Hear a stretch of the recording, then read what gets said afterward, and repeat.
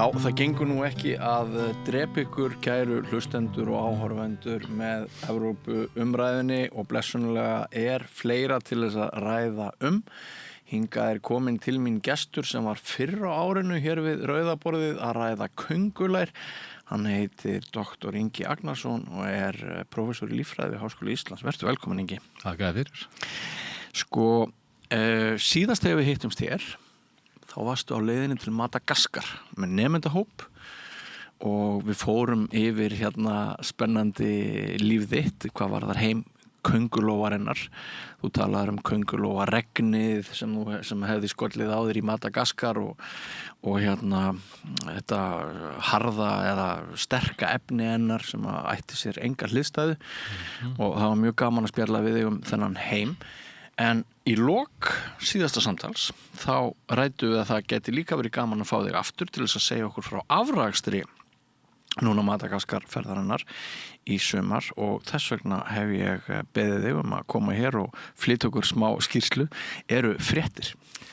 Já, það alltaf fréttir þegar maður fyrir feltið, sko. Og hérna, Madagaskar þessi undra heimur þar sem maður alltaf að uppgöta eitthvað nýtt. Ég hef ekki upplifað neinu öðru landi, nú ferðast út allan heim, sko. Madagaskar lumar alltaf á einhverju óvæntu og það virðist vera bara endalaus uppspretta. Og þarna fór maður náttúrulega með, sko, ég fór með 36 nemendur frá Íslandi og síðan voru 7 frá Madagaskar. Já.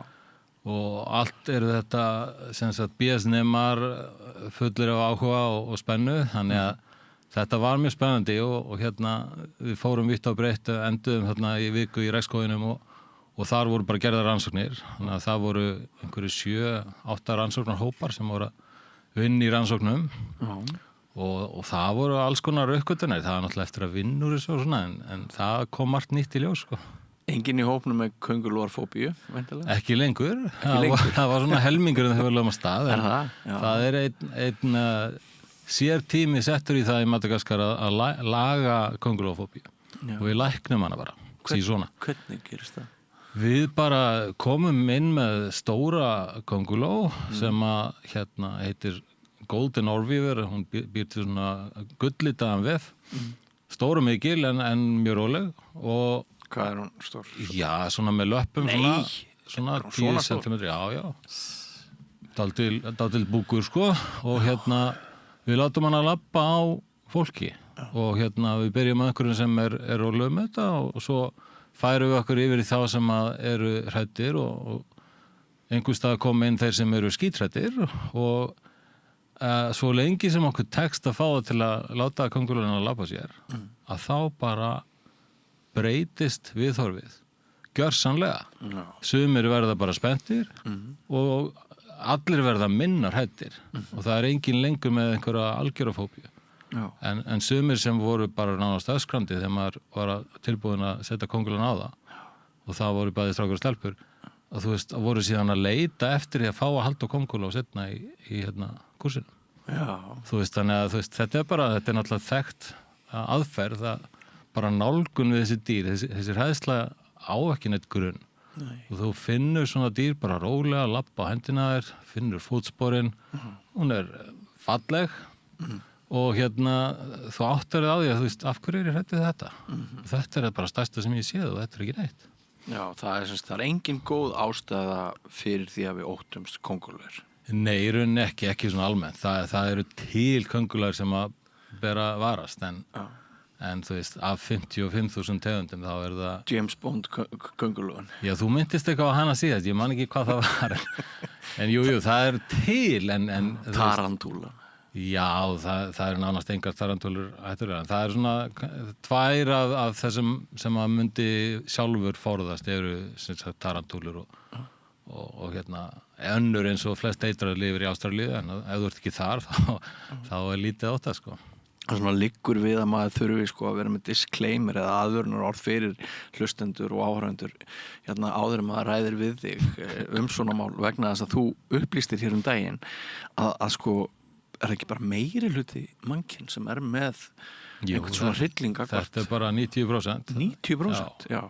Og ég man að það kom í ljós síðast að því mývetningar eru bara outliers, þeir eru mjög hraustir og ekki hræddir við kóngulær jafn mikið að þær en þú veist þetta og fer svona niður í kannski 50% með líffræði nema sem eru krakkar sem hafa virkilega áhuga á líffræðinni en helmingurinn af þeim samt líður ekki vel í kringum kóngulær. En sko það var einhvern mannfræði rannsókn gerð á mývitningum minnum í kringum 1970 og ég held að neandels genin séu meira ríkjandi í okkur heldur en flestum öðrum í heiminum.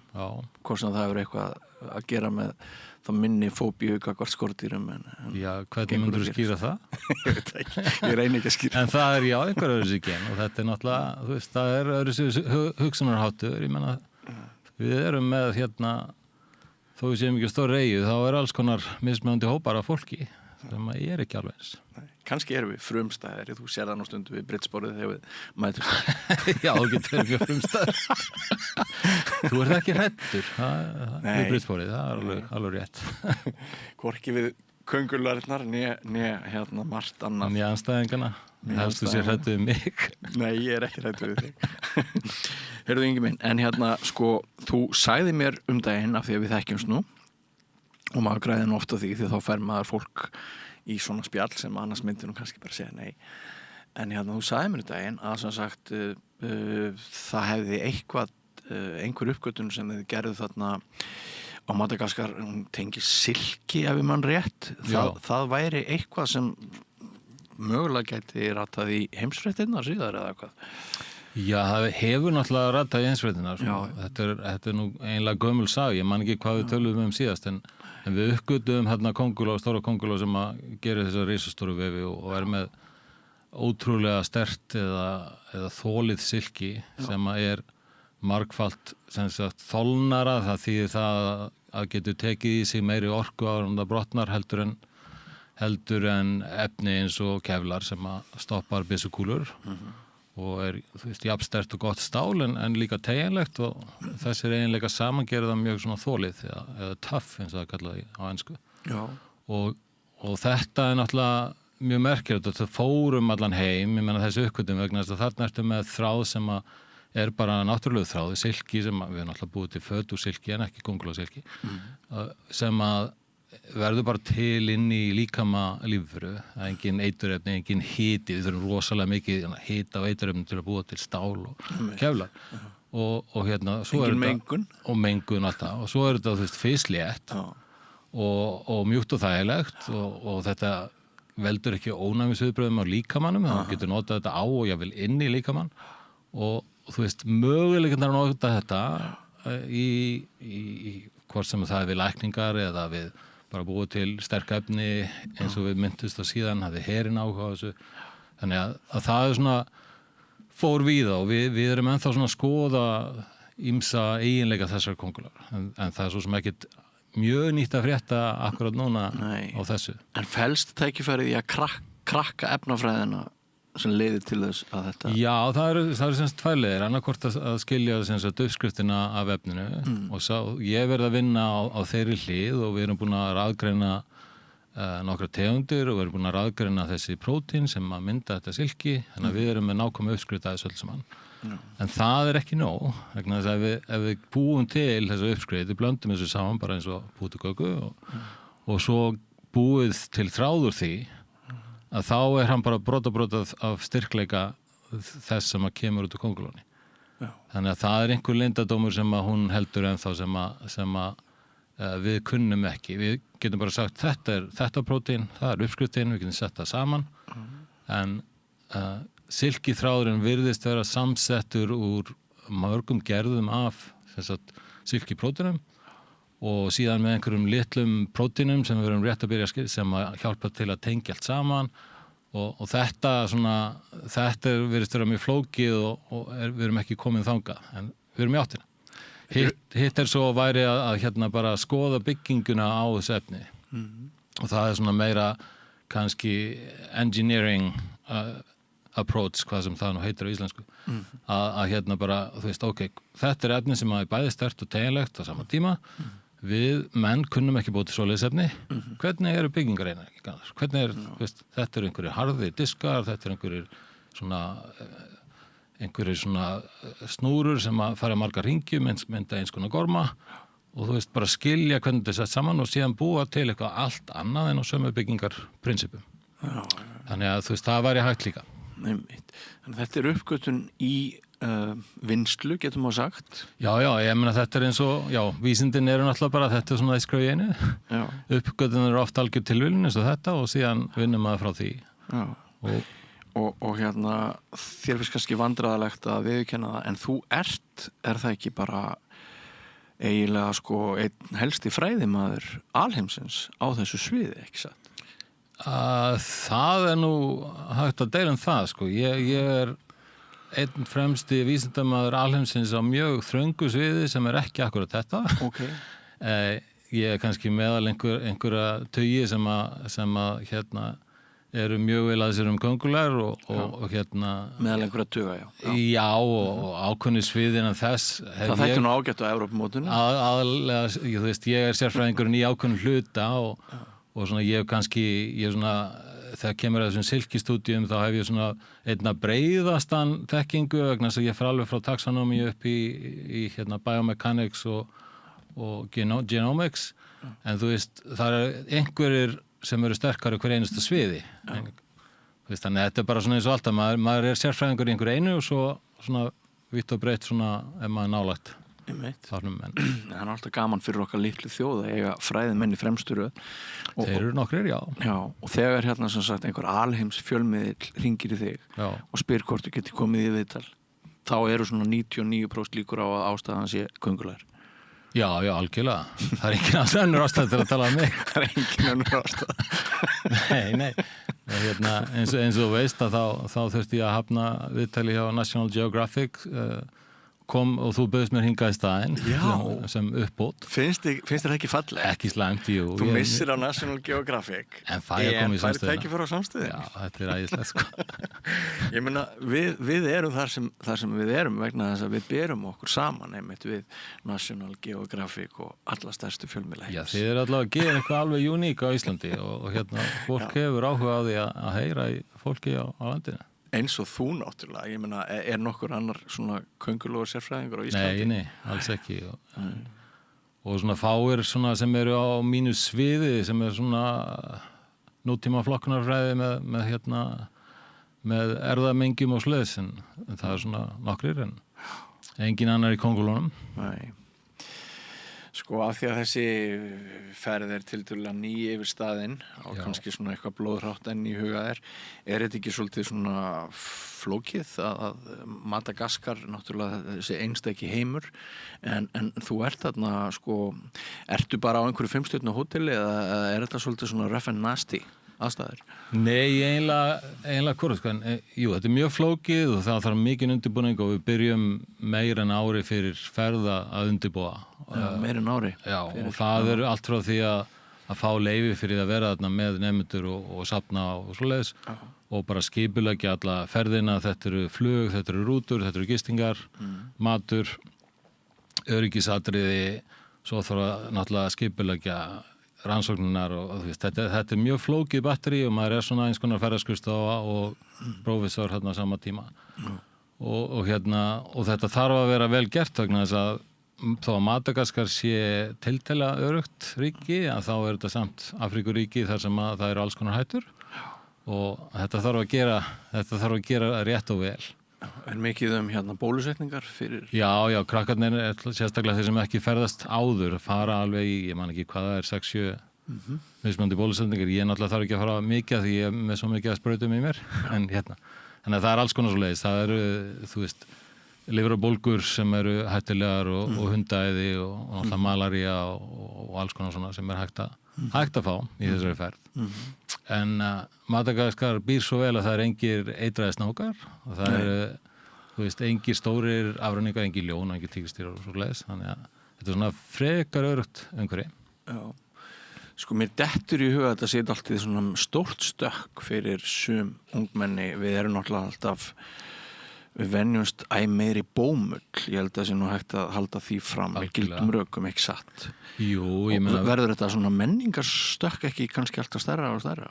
Jú, við náttúrulega lifum þeir sem að yfirgefa aldrei Ísland eða Reykjavík lifa náttúrulega ekki á jörðinni, sko.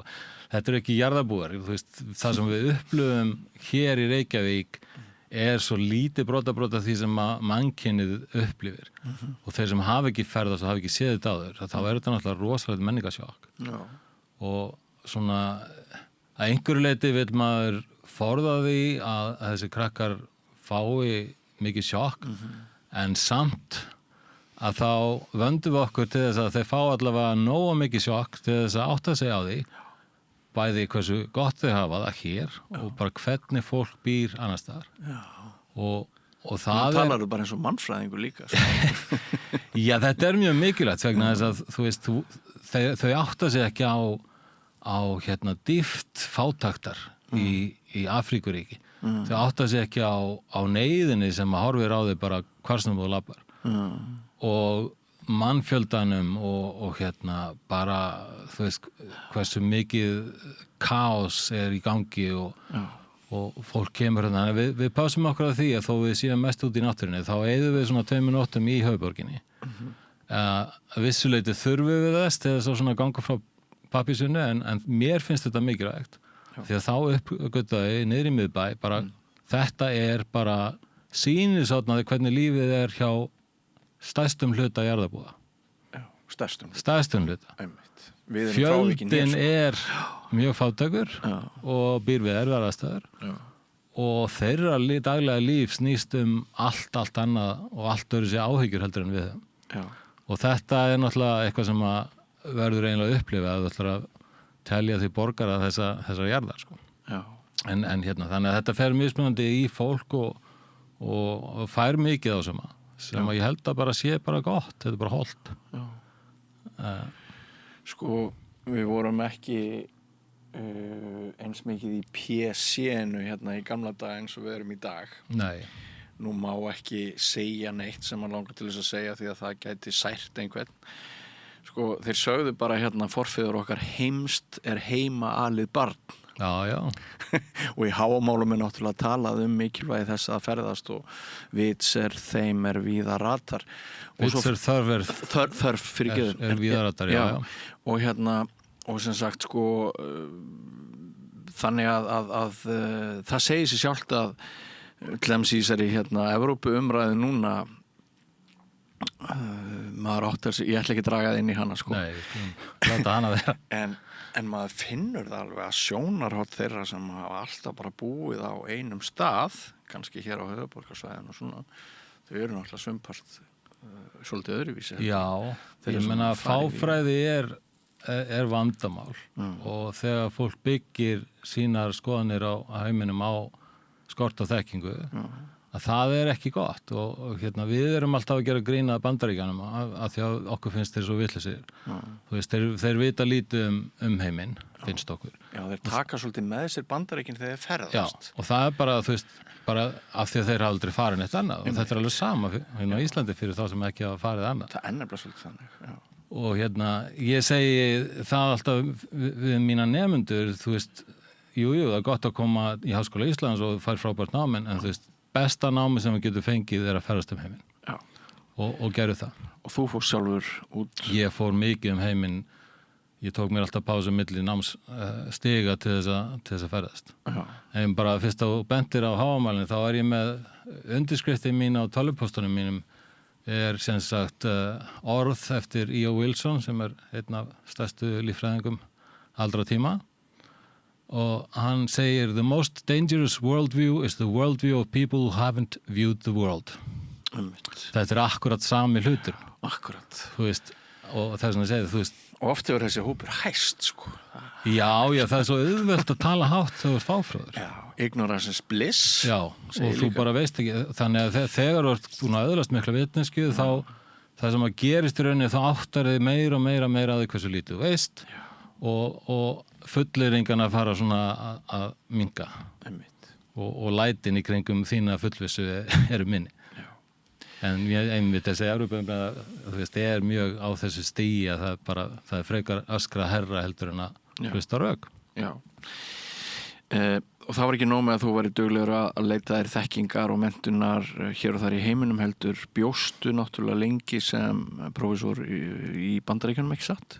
Jú, ég bjó 25 ár 25 ár? Sem nemandi og alveg þangað til ég var orðinn prófessor. Já. Langur tími. Já, hvar varstu?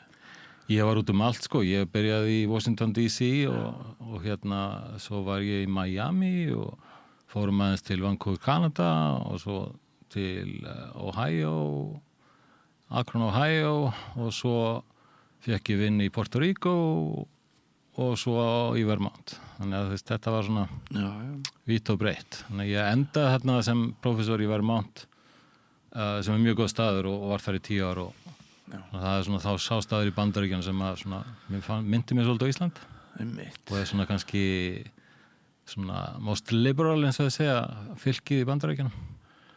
Ansi margt breyst hratt í Bandaríkjunum á síðustu árum. Heldur betur. Ég var á tónleikum á föstudagskvöldið með fjölda bandarískra tónlistamanna. Já. Það voru tónleikar í Austurbæjarbíói sem báru einfaldlega yfirskriftina eftir og þar var vísað til þess að sólmyrkvanum jú lokið og fólk var svona að búa til músík og flytja músík sem hluta af þessari dagskrá sem hefur verið síðustu daga og ég ræddi við nokkra af þessum bandarísku tónlistamönnum og þeir vissu að ég var blaðamaður þannig að þeir voru alveg til í að spjalla við mig. Þeir höfðu eiginlega allir sömu sögun að segja. Já. Þeir eru allir að leita tækifæra til að flýja Bandaríkin. Já. Það þú veist, þetta náttúrulega ávið fólk sem að einhvern veginn eðlislega víðsýnt og það finnst mér eitthvað við menntafólk, vísindamenn og listamenn sem að eru skapandi. Að þú veist, þeir leita vítt og breytt að efni fyrir sína list eða sína hugsun og automatist verður þetta fólk meira informað og þeir sem á þeim stað í Bandaríkjunum núna, þeir hreinlega skamma sín fyrir hvað Bandaríkin eru. Já. Og pólitíkin þar svo mikið kjaftaði þar sem að staðreyndir skipta engu máli lengur og þannig að fólk sem svona vel að sér eða djúpt hugsandi að því líður ekki vel. Og þú veist, maður sér þetta alveg, það bæði flótti frá Bandaríkjunum og líka nemendur sko sem að leita mikið til Bandaríkjana í framhaldsnáma því að skólarnir þar eru mjög góðir. Þeir eru núna frekar að leita til Evrópu til dæmis. Já. Og við verum var við þetta bara, þú veist, þegar við auglýsum starf við Háskóla Íslands og þá allt í einu, þú veist, Bandaríkjamenn með flottan bakgrunn fyrir að segja sko. Það nefnilega það sem áður töldu sig bara búa í fyrirheitna landinu. Já, ég meina á sínum tíma var Bandaríkjan alltaf fyrirheitna land vísindana sko. Já, 20. öldin náttúrulega bara stórkostlega sigur ganga Bandaríkjana. Þeir soga til sín mannafla allstaðar úr heiminum, allt okkar besta fólk. Svo kallar brain drain en núna þetta algjörlega að snúa sko og og þeir eru náttúrulega að skemma bara allt kerfið, núverandi stjórnvöld og Kína að rísa með rosalega sterk vísindi og mikið af peningum vísindum og Evrópa svona að koma til móts við þessa hólu sem myndast þegar Bandaríkin svona sogast út. Já. En það var, ég veit að við erum konur svolítið út fyrir efnið en það allt í lagi sko, það ekki bannað hér við þetta rauða borð en mér fannst mjög sláandi sko að finna þennan sammannlegu skömm einmitt í þessum tónlistarmönnum af því þú minnist á skömmina að það ekki langt síðan að bandarískir ferðamenn voru svona þeir stoltustu sem að þeir hitti hér sko. Þeir voru þekktir fyrir að vera kannski hrókafullir af því að þeir svona við erum frá besta landi heimi og það var engin efi. Nei. Og fólk svona þurfti svona eiginlega samþykkja það en núna bara alls ekki sko og þegar maður tala við vinir sín í Bandaríkjunum að þú veist þeir eru skamma sín, virkilega skamma sín og fara svona hálfgerða vörn og þannig að þetta mikið að breytast þetta blessaða ríki. Í rauninni að snúast við. Snúast við, já. En þeir sem sækja stöður hér Bandaríkjamenn já. nú orðið og einhver dæmi að þeir eru að koma flottir vísindamenn frá Bandaríkjunum. Við erum nýbúin að ráða til okkar glæsilega vísindamenn í líffræðina sko. Ég ætla ekki að segja það sé hverju það er akkurat tengt en þetta er að fara stjökana að þau koma hingað og annars það er í Evrópu. Já. Er það þín skoðun að við ættum að halla okkur meira til gamla meginlandsins og Evrópu heldur en til Bandaríkjanna því að það er hluti af þessari Evrópuumræðu? Já, auðvitað núna þá er ekki tækt að halla sér að Bandaríkjanum og halda einhverju viti en maður bara vonar að Bandaríkin snúa aftur á fyrir braut. Ég meina það en ef þetta heldur á svona þá er náttúrulega ekki þetta að vinna með Bandaríkjanum. Það er bara búið spil í bili. Heyrðu Ingi, það var gaman að fá því hérna að rauðaborðinu. Er ég að gleyma að spyrja það eitthvað svona úr þessari ferð eða frá sumrinu sem að langar að ræða bæta við? Já, ég meina þetta var mjög skemmtileg ferð og ef maður segir svona í fullri hreinskilni nú er ég að hætta mínu ferli að maður er stundum þegar maður er að kenna við háskólan þá verður maður stundum fyrir ákveðnum vonbrigðum með hversu lítið nemendur virðast stundum vera með á nótunum og fylgjast með ná ekki eins góðum árangri að maður hefði haldið og maður svona hugsa með sér þetta var nöðrist þegar maður ungur, þetta gerir maður alltaf. Já, ég held ekki bara að sé rétt þetta var með einhverjum hættu öðruvísi, það voru til dæmis miklu fleiri nemendur bæði í framhaldsskóla og háskóla sem gerðu ekkert annað en að leggja sig fram í náminu, núna eru þessi krakkar meira á minni einhverjum vinnum til hliðar. Já, þetta er svona hobby meira. En svo þegar maður kemur með þessa krakka út í hitapeltið og þau eru að fara að stunda rannsóknir að þá kveiknar á þessu ljósi sem að maður er búin að sakna. Þau hækkar ögrunastíð. Já, algjörlega og þau bara stóðu sér stórkostlega í rannsóknum og voru vinnandi bara dag og kvöld og nótt og út úr þessu komu frábæra stúdíur og maður var bara stoltur að sjá þessa krakka bara í essinu sinni. Gaman að heyra. Þannig að þú veist, maður svona fjekk aftur, já, þetta eru krakkar sem að virkilega hafa áhuga á vísindum og líffræði og þau geta þetta svo sannarlega en þeim kannski leiði stundum í tíma hjá einhverjum gamla köllum sko. Þannig að það var mjög gaman og núna erum við að náttúrulega vinna úr gögnunum og ég vona að við birtum vísindagreinar og við erum þegar búin að birta eina vísindagrein úr þessari ferð sem var mjög skemmtilegt. Hún birtist í tímariti sem að heitir Minerals Biodiversity Data Journal en það var mjög skemmtilegt vegna þess að við vorum svona að kanna á vesturströndinni áður en við byrjum rannsóknir og ég og samkennarinn minn urðum vari við við vorum að labba úti í einhverjum dálítið miklum vindi og urðum vari við að vindurinn virðist að hafa áhrif á ákveðna hluti í þessum kóngulóarvefum og þeir eru vel kannaðir, það var aldrei við vorum svona spáðið, hefur einhvern tíðan nei, ég held að enginn skoða þetta þannig að hugmyndi kveiknaði, daginn eftir fórum við með nokkrum nemendum gerðum rannsóknina ég skrifaði handritið 2 dögum síðar við sendum inn vísindagrein viku eftir að hugmyndin kom og hún var birt svona mánuði eftir að hugmyndi kveiknaði þannig að þetta var svona life science og þarna voru nemendur með í því bara ok, förum bara og gerum þetta og ítum á þetta og sendum þetta inn.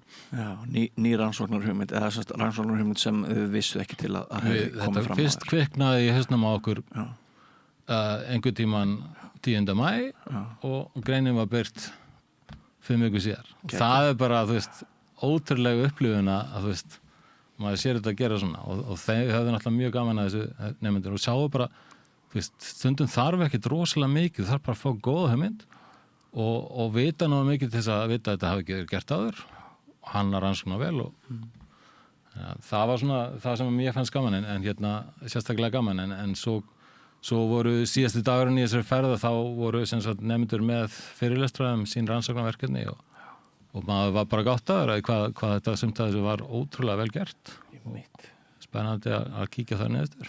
bara rífa krakkana upp úr bómullunni, Já.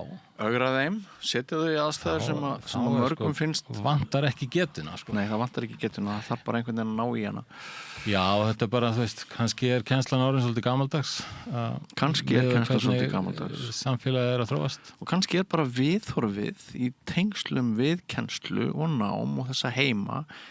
Kannski það bara svolítið deykt sem stendur. Já, og við prófessorar hefum ekki breytt okkar kennsluháttum mikið síðan maður var sjálfur í skóla, sko. Og það kannski vandamál. Þess að það alltaf hlutur að ná til unga fólksins Internetið hefur breytt núna heldur en þegar við vorum ungi. Við fórum út í fótbolta af því að það var ekki sjónvarp á 50 og svo, þú veist, það var ekkert svona við að vera, maður hafði miklu meiri svona áhuga á því sem maður fékk að upplifa. Ég heldur betur, já. Margt umhugsunarvert og kæra þakkir fyrir að hjálpa okkur hér við Rauðaborðið, Ingi, að spyrja spurninga heiminn og reyna að skilja hann. Þakka þér fyrir, Björn. Og með þessum orðum ljúkum við Rauðaborðinu í kvöld, kæru hlustendur og áhorfendur. Ég vil minna ykkur á það ef þið hafið oft velt því fyrir ykkur en ekki látið verða af því, að það hægðarleikur að gerast bakhjarl samstöðarinnar með því að fara inn á vefslóðuna samstöðin.is. Þar átt að finna hnapp áskrift og ef þú skrólar sérstaklega aðeins niður þá finnur þennan hnapp og þar getur þú skuldbundið þig fyrir aðeins 2.750 krónur sem eru þá teknar mánaðarlega af kreditkortinu þínu til að verða bakhjarl samstöðarinnar. Við erum eitthvað undir 2000 ef við myndum bæta við svona 2-3, jafnvel 500 áskrifendum þá gætum við verið með töluvert öflugri dagskrá. Við gætum bætt við starfsfólki. Þú myndir fá einhvers konar tillögur rétt í því að senda okkur post og segja mér langar til þess að þið skoðið þetta með því að þú sért bakhjarl samstöðarinnar. Og þetta er alltaf áhugavert business model. Það við erum fjölmiðill sem á enga peninga. Það er ekkert auðvald á bakvið samstöðina. Við erum bara einhvern veginn eins nálagt almenningi eins og getur orðið og reynum að skoða heiminn frá rótum, frá grasrótun og upp en ekki að ofan og niður eins og oft er orðið með fjölmiðla. Þannig að ef þú sér eitthvað vit í því sem við erum að gera og því langar til þess að við höldum því áfram, endilega lítu við og stydd okkur með mánaðarlegu framlagi ef þú hefur burði til. En ég heiti Björn Þorláksson og við segjum þetta gott í bili, verðum hér aftur í loftinu klukkan 8 annað kvöld. Verið sæl.